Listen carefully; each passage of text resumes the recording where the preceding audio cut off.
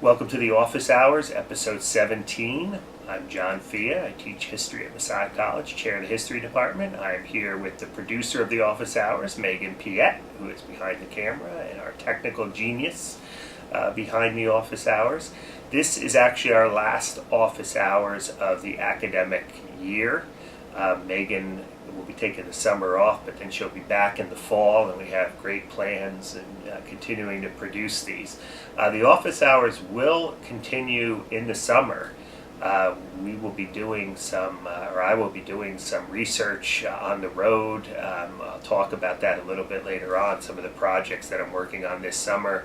We might have some Office Hours on location at different archival facilities that I'll be visiting and so forth, so stay tuned. We are really looking forward to continuing the Office Hours through the summer, and then maybe in a little bit different format, and then picking up again in the fall when Megan gets back. So I just want to publicly thank Megan. She stepped in the middle of the semester. She done a great job in getting these things together. So part 3 today of our discussion of blogging is a sort of fitting ending maybe to our series this academic year. Part 3 of this discussion, again, answering some frequently asked questions about blogging. If you do have any questions, this is our last in the series, but I'm always happy to answer any questions you have about the blog or about the Way of Improvement Leads Home, what we're doing there. So again, you can contact me at jfea@messiah.edu. We're not going to do any more blogging, at least in the near future, blogging episodes, so I won't be able to answer your questions on the air, so to speak. But you definitely can email me questions. I'm always happy to help and advise people who are interested in pursuing blogs, particularly historical blogging. So we have 3 more questions, frequently asked questions, that's what we are going to address today. And I hope you find them to be helpful and informative as you think about your own blogs, or maybe even getting involved in historical blogging. How does the blog relate to my work as a historian? I've answered this a little bit with some of the previous episodes, but I've really, like I said, I started blogging I thought it was fun. I thought it was a way to let people, family and friends, know what I'm doing with my life. I thought it was a great way to promote my first book, The Way of Improvement Leads Home. But eventually blogging over the years has become much more part of my professional profile. It really is part of what I do as a historian. I don't really see the blog anymore as something that's sort of added on to my work as an academic, as a history professor, as a historian, as someone who writes history. And speaks and talks about history to public audiences. So I really have perceived this blog more in a kind of public history way. Some of the scholars who read my blog may find some of the things that I discuss rather elementary, or things that they already know. But while I know a lot of scholars and academics read the blog and find the blog to be informative, and I do a lot of posts that would be pertinent to academic life, I also am trying to bring academic life and bring the discipline of history to larger audiences. So I really see that as my career kind of develops in a sort of more public-oriented way. I really see the blog as a way of reaching that audience, and I think I've been fairly successful at that. We have a lot of our readers are history buffs.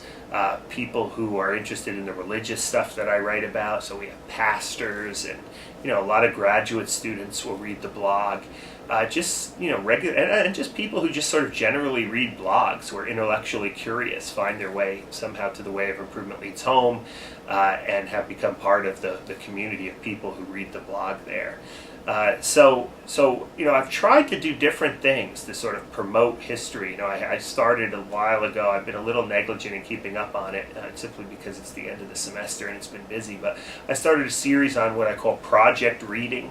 I've been reading for a book I'm writing on Presbyterians in the American Revolution. As I read secondary material as sort of background and supportive literature for that book, I'll jot down a few paragraphs about what I'm learning, or how this particular piece of secondary literature, secondary source, or a book might contribute to the larger project. The blog keeps me engaged with the field. I find that by reading other bloggers and interacting with what other bloggers write, it's a great way to keep up with the discipline and the field, and to find out what's happening out there. You used to do this by reading, book reviews and, talking to people at conferences. But now through social media, Facebook and the blog, Twitter, you really get a sense of what's going on out there in the profession and in the historic field more generally. I do want to do more history on the blog. Right now, some of you who read the blog, you'll notice that it's a lot of news about history, right? Or a lot of updates about what's happening in the world of history. Very rarely will I actually put up posts that are dealing with, here's my narrative of a particular historical event. I think as I start writing a little bit more, my last book, or my forthcoming book, is on sort of the practice of history. So we did some posts on that. But now as I start to move more a little bit into actually writing some more narrative history, hopefully I'll be able to get some of that up on the blog too, and garner feedback from people.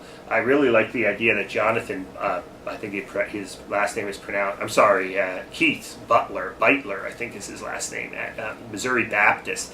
He put up the appendix or the afterword for his forthcoming book up on his blog, or maybe it was his Facebook page, and he asked other scholars to jump in and sort of crowdsourced it. He jumped in and said, they said, come in and give me your opinion on this book before it goes to press. So I'd like to actually try, not necessarily book chapters, but try some of my ideas out about different things that I'm writing about, and sort of actually write some history on the blog and see how people respond to that.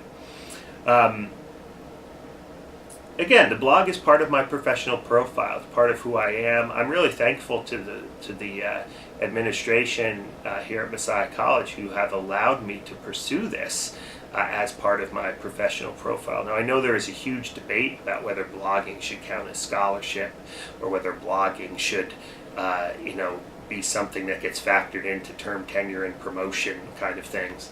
But we can have that debate. I'm actually in the spring. Next spring, 2014. I'm going to be on a panel at the Organization of American Historians on blogging and scholarship. Those are huge debates. But I've been fortunate so far to be able to work at a place where I've been able to fold that into my professional profile.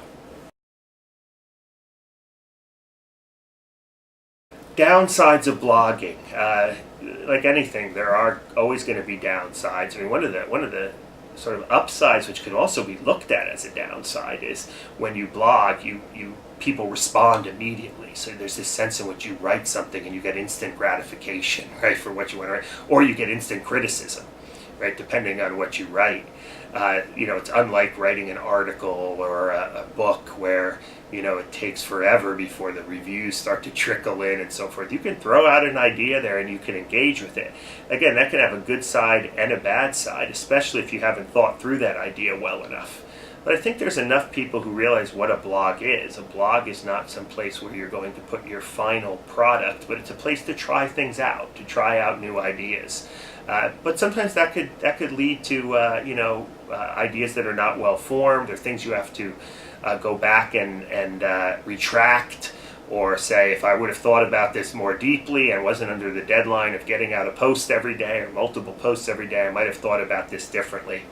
There is a certain danger, I think, because a blog post is often so short, there is a certain danger in not being able to develop an idea fully. And sometimes there's ramifications for that, and people will jump down your throats if it's not developed fully, and then you're getting into a sort of dialogue and discussion online, or in the comments section, or in the Twitter feed, that may not necessarily be productive, because it's really hard to have a deep and meaningful discussion about an idea in the small little space that the comments provide for, or even in 140 characters on a Twitter feed.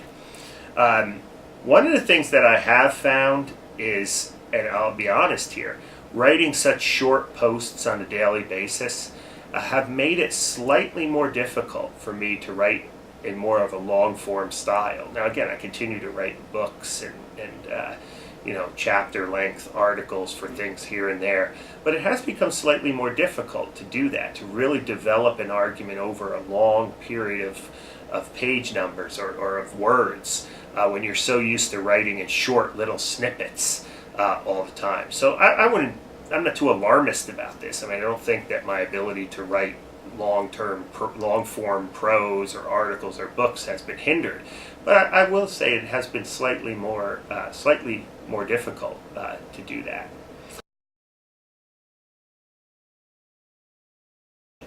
What kinds of posts draw the largest audiences? That's a great question. It's one that I'm actually get a lot.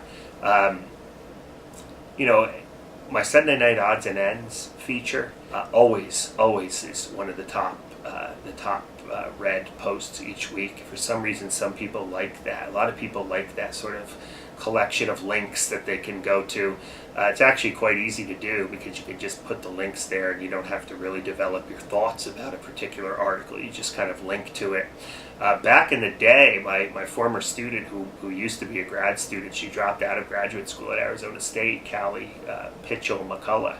She used to write a very popular column called Dispatches from Graduate School, which she would give me a once a week report on sort of everyday life in graduate school. That got picked up by a lot of different grad school blogs and so forth.